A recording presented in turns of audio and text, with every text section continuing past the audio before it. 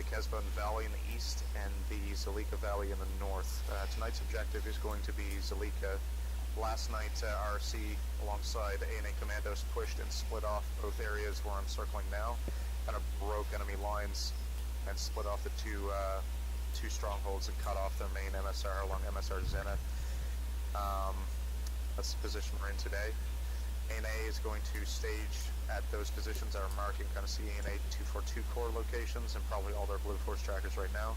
They're combined mechanized and motorized elements, so they'll have BMPs, or BMT-2s, later model ones, as well as Humvees with M2s and Mark 19s.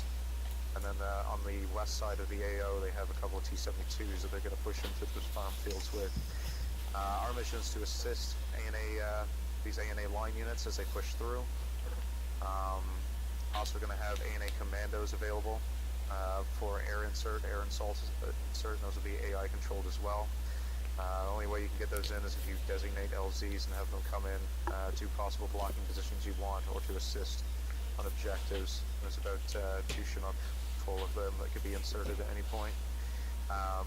DevGrew's primary objective is going to be pushing along MSR Zenith in front, along pretty close to those ANA elements, along MSR Zenith to the southeast of the AO where I'm circling now.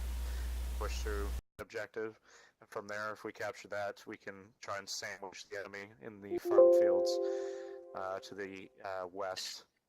Our air assets are going to have fixed wing as well as rotary. It sounds like we have a lot of aviators and butts tonight, so we're going to have quite the air cover. Zeus can run a UAV. Our HQ element can run the UAV. Just use our Zeus cameras and mark things within reason, as if a high altitude UAV could see it. So anything that's behind shrubs or in buildings, we won't be able to see for you guys. RC, probably going to put you up in the hills somewhere since we only have about a team's worth of members. You can probably split into two small security elements and have a CCT each. Probably have one in the south and one in the east. So one in the eastern mountains, one in the south, and make sure you guys have kind of an L shape, be able to see targets through. Call in strikes on any targets that you see. It's just all elements that are assaulting. We want to have vehicles for any of the elements, especially DevGrew. If you want to have weapons platforms on vehicles, we can have them airlifted. It sounds like we have enough rotary guys that we can have some Chinooks carry some vehicles up to that staging area drawn at 131, 164. We can kind of have all your vehicles staged there and push out from there.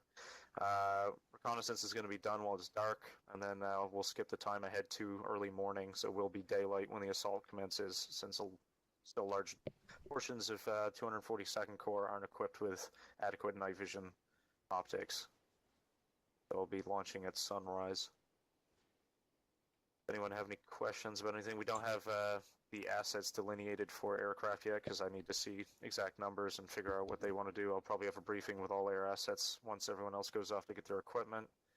I'll probably see element leaders and they'll let me know if they're going to take vehicles or if they're just going to move on foot. And we'll coordinate sling loading of those in. Anyone have any questions of anything else before we go? Yeah, what's the enemy's composition? What do they got packing?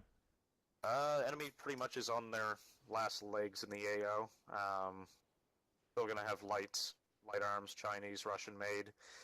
Possible Red Group mixed in with Taliban regulars. So there could be some with better equipment, better vests, better helmets. PID will be pretty simple. ANA still wearing their green digital camo.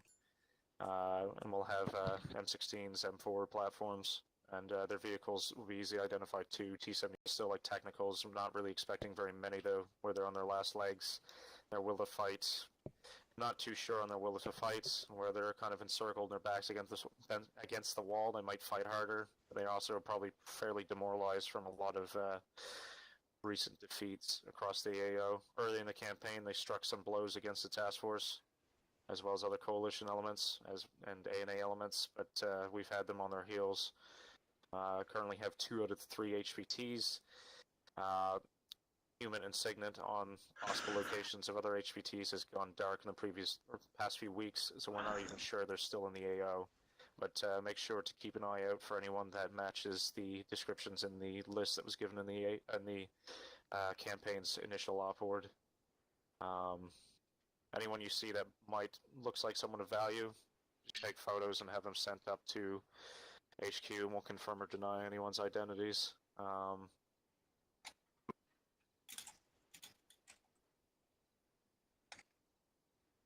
Question.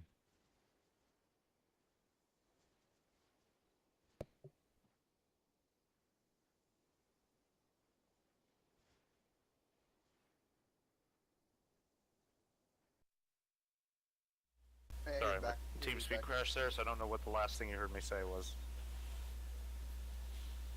Talking about My Little Pony and how much you loved it.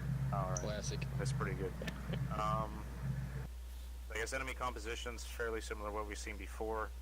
Expecting possibly company-sized element in the AO, maybe